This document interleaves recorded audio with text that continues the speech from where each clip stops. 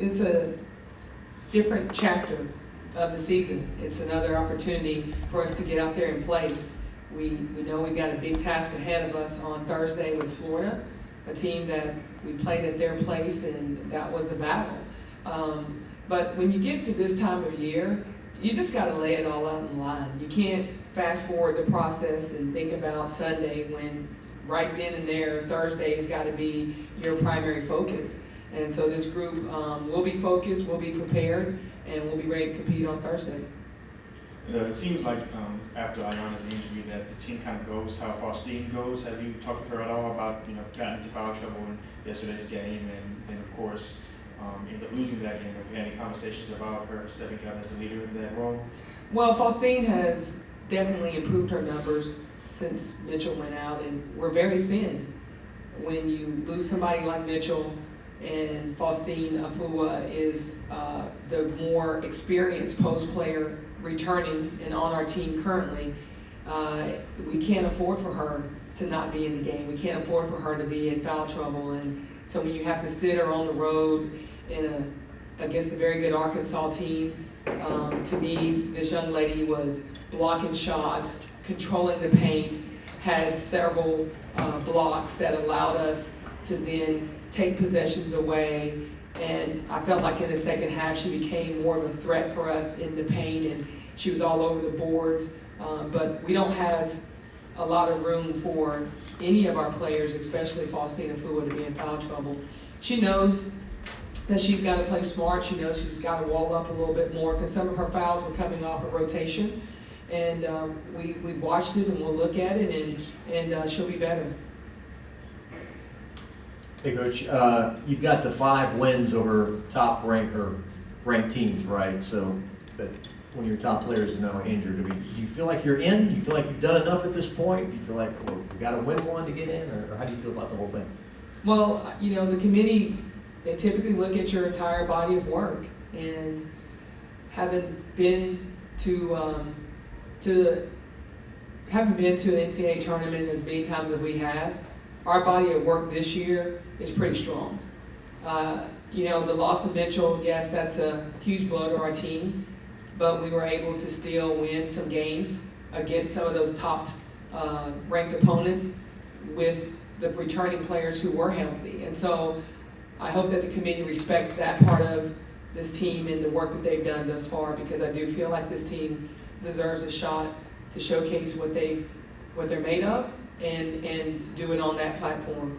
We've got one of the best point guards in our league with Kayla Pointer, just being a junior, and to see how she's put up numbers for us and what she's capable of doing. And then we got one of the best centers in our league in Faustina Fua.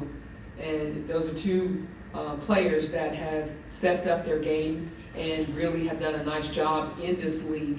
And so SEC is a tough league, and you can go as deep as 8 teams now. You look at what Alabama has just done in this last stretch and getting some quality wins on the road and getting to 8-8. And got a lot of us that were right there in the hunt. We're 1 game away from finishing 3rd in our league. So 1 game away off of 3rd, I would hope that would at least give us a chance of playing postseason in the NCAA tournament. Obviously, the SEC tournament is right here. We got an opportunity to make some noise and really solidify ourselves in getting back on that win column. So big game on Thursday, and that would be a great win for us too. Florida's been playing very well as of late, and we've got to bounce back from this last road game. Nikki, would you talk about the players that have stepped up? It seems like the ones that weren't getting to play as much, maybe, like Jalen Cherry specifically, they're really starting to contribute a little bit more with their stat lines, and talk about how they've stepped up. Well, I feel like Jalen Cherry has definitely separated herself as a consistent guard for us. She's been somebody that is playing on both sides of the basketball. She's not only scoring the basketball for us, but she's also our best rebounding guard. And offensively, she is a hard player to keep off the offensive glass. And so when you've got Cherry playing at this high level, it takes a lot of pressure off of Pointer. And we've been able to put Cherry on top of our defense, which has allowed Pointer to play the back of our matchup. And so when rebounds are coming off, and Pointer does a great job of getting defensive boards, and she's real crafty at getting steals, the ball's now immediately in Pointer's hand, who is one of our best transition players. So Cherry allows us to do a lot of different things with her in the lineup, but I love the fact that she's taken on the challenge of playing the best player on the opposing team, and then she's also been a threat for us offensively. So she's doing that extra that you need. Awatrasi also has been big for us. She stepped up in some games and made some threes. She's allowed our offense to look more spread because you have to guard her in that high pick and roll with Pointer. And she's somebody that can consistently, when she's on, if she can consistently knock down that perimeter shot for us, it's going to open up some things for Faustina Fua inside. Is there a different feel to the SEC tournament when y'all go play this game? Is there any kind of a change in approach? Not necessarily a change in approach. There's obviously one game, and you win, you continue and advance, you lose, you go home. So it's going to be about the team that has the fight in them on Thursday, who want to stay an extra day, who want to continue this fight, and who want to continue playing with each other, and that's what we want to do. We've got to have a sense of urgency about us, but the game is played with that same level of competitive greatness. You've got to compete on every play. No matter if you're regular season, SEC, NCAA, that should never waver as a competitor.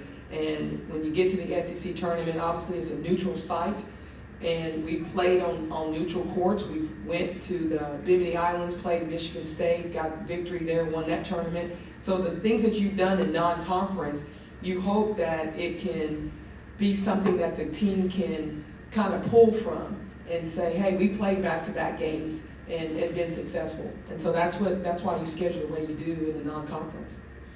Facing Florida for a second time, talk a little bit about what y'all did well and not so well in the first game and how that might affect what happens Thursday. Well, what we didn't do well was we weren't healthy and we were in foul trouble.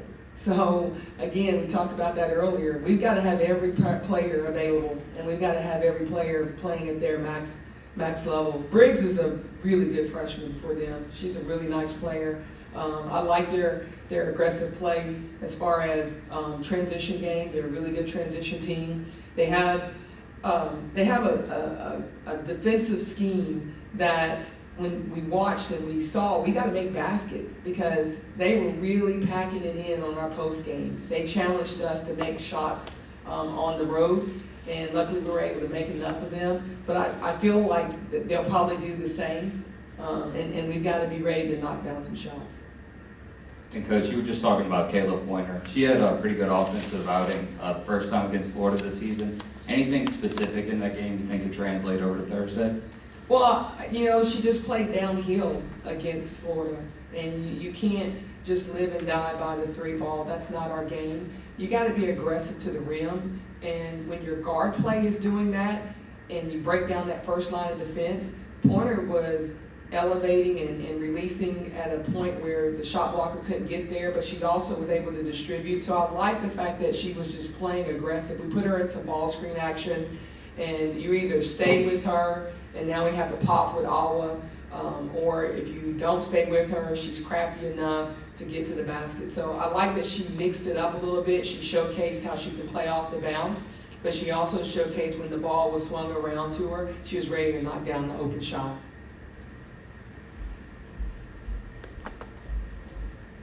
I was just reading your post-game comments from yesterday. It seems like the things that went wrong are correctable. You obviously identified them, the free throws, the layups, those kinds of things. Does that give you hope? And is it easier to coach coming off of a tape like that? It's easier to coach when there's things that you feel, okay, we can correct these, and there are things that we can do better in that game. A big takeaway from that game was in the second half, a team like Arkansas, who puts up a lot of points, about 80 a game, They only made 10 field goals in the second half, 10. And the whole team, the 10 made field goals. That's a great defensive effort. I wasn't equally impressed with our inability to not foul. So you can't only give up 10 field goals and then you put them at the free throw line 30 plus times. So those are things that I'm looking at it, you know, we can correct some of our defensive mistakes and wall up a little bit more, but we fouled way too much in that game, and that's something that we can take away from it. I thought the other part that was, you know, equally impressive about this group was they got back on the boards. We had 3 games prior, we've been beaten on the boards, and that's something that we had been really good at. And so to have 22 offensive rebounds, to be able to control the boards, that gave us better offensive execution in this game that we've had in the past.